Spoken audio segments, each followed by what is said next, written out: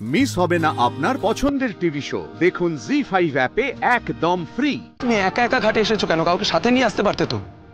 আমি যদি না এসে পড়তাম তাহলে তোমার কি হতো, তোমার কোনো ধারণা আছে? আমিও বুঝতে পারিনি, হঠাৎ কি যেন হয়ে গেল, মুহূর্তের মধ্যে যেন আমি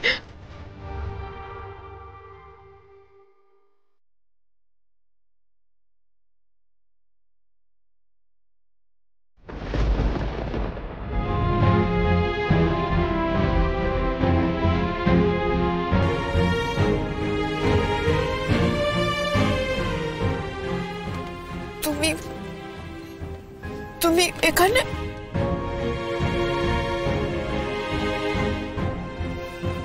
হ্যাঁ স্রোত, সন্ধ্যেবেলা তোরা আসছিস তো?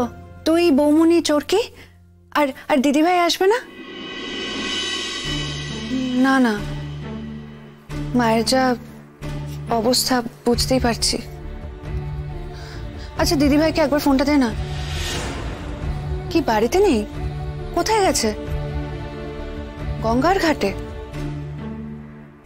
বাবার অস্থি বিসর্জনের জন্য? একাই?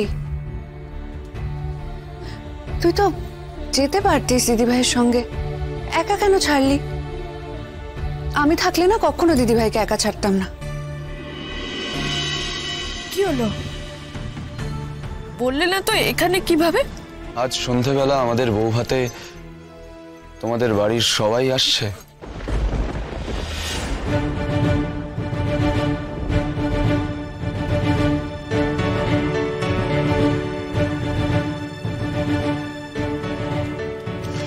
তাই সেটা কি করে সম্ভব বলো? মায়ের যা মনের অবস্থা, আর দাদা ভাইও তো। আর তুমি?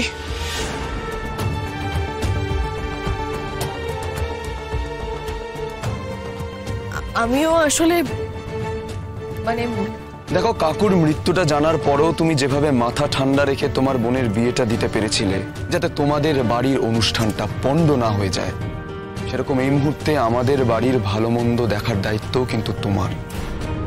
এই মুহূর্তে নীলু আমাদের বাড়ির বউ, আর আজ আমাদের বউ ভাত। আর এই বউ ভাতে যদি আমার শ্বশুর বাড়ির কোনো মানুষ না আসে তাহলে কি সেটা ভালো দেখায়?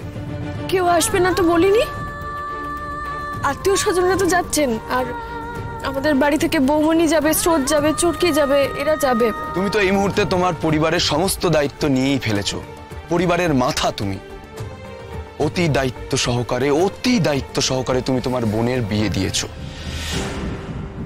তাই সেই বিয়ের রিচুয়ালের শেষটুকুও তোমাকে তোমার দায়িত্ব নিয়েই পালন করতে হবে। বৌভাত না হলে কি বিয়েটা কমপ্লিট হয়? তুমি কি চাও সূর্য? আমি তোমার বাড়ি যাই? হ্যাঁ, সেটাই তো হওয়া উচিত। আর সেই জন্যই আজকে আমি তোমাকে নেমন্তন্ন করতে এসেছি।